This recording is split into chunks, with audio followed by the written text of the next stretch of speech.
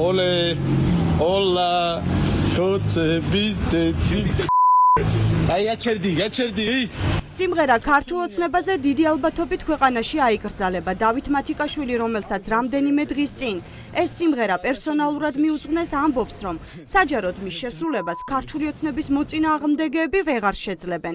მათიკაშვილი ქართული ოცნებისთვის სპონტანურად დაწერილი სიმღერის აკრძალვას სათავეში თავად უდგება.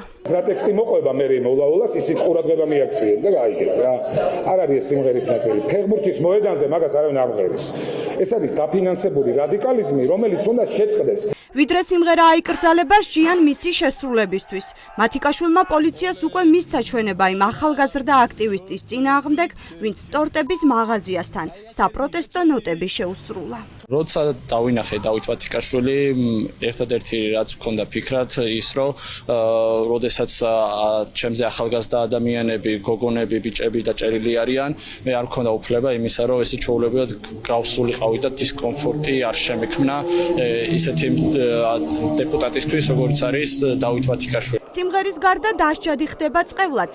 ქართული ოცნების დეპუტატი გიორგი ვოლსკი ამბობს, რომ ჯერ შინაარსში ამოწმებენ და წყევლის სიმძიმიდან გამომდინარე გადაწყდება და ექვემდებარება თუ არა ის დასჯას. წყევლას გააჩნიათ ერთ-ერთი ადამიანმა, რატომ დაწყევლოს მეორე ადამიანი.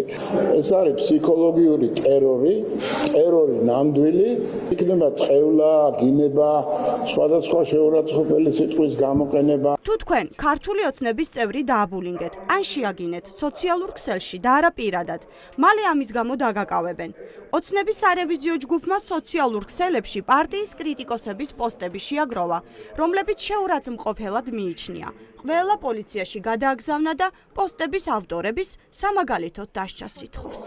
საჩივარი, რომელიც დღეს შევა შინაგან საქმეთა სამინისტროში, ეხება სოციალურ ქსელში, საჯარო სივრცეში, სოციალურ ქსელში გამოქვეყნებულ იმ უბინძურეს გამონათქვამებს და შეურაცხყოფას, რომელიც მიმართულია პოლიტიკური თავდადების პირების მიმართ. ერთი ადამიანი მეორე ადამიანს დედას რომ აგინებს, არის თუ არა ეს შეურაცხყოფა. შეუძლია კი ვინმეს თქვას, რომ ერთი ადამიანის მიერ მეორე ადამიანის ქართველისთვის თან მით უმეტეს, სადაც დედის კულტი გვაქვს და ყველაფერი დედასთან ასოცირებული არის ჩვენთვის წმინდათა წმინდა. ქართულ ოცნებას დღეს არაფერი უთქვამს საკუთარ თანაგუნდელებზე, რომლებიც გინებით გამოირჩევიან. არა მხოლოდ სოციალურ ქსელებში, არამედ პარლამენტის დარბაზშიც.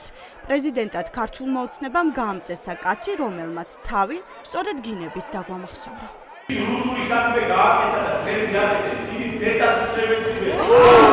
ქართული ოცნების აკრძალვებს, რომ უკუშედეგი აქვს, ეს ყველაზე კარგად დღესაც გამოჩნდა.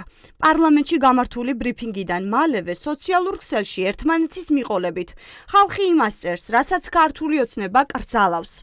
სამოქალაქო აქტივისტები აცხადებენ, რომ ოცნება მათ ვერ გააჩერებს.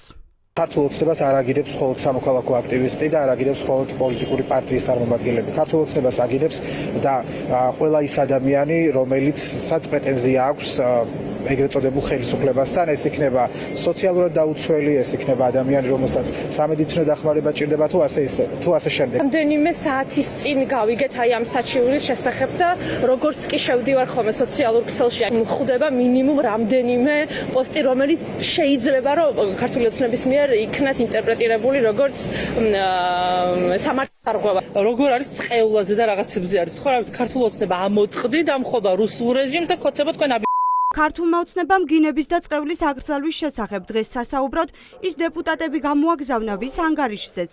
საჯარო შეურაცხყოფები არ არის, თუმცა არცაც ჩანდნენ გინებით გამორჩეული დეპუტატები, რომლებიც ოპონენტების წინააღმდეგ სოციალურ ქსელებში შეურაცხმყოფელ ეპითეტებს იყენებენ.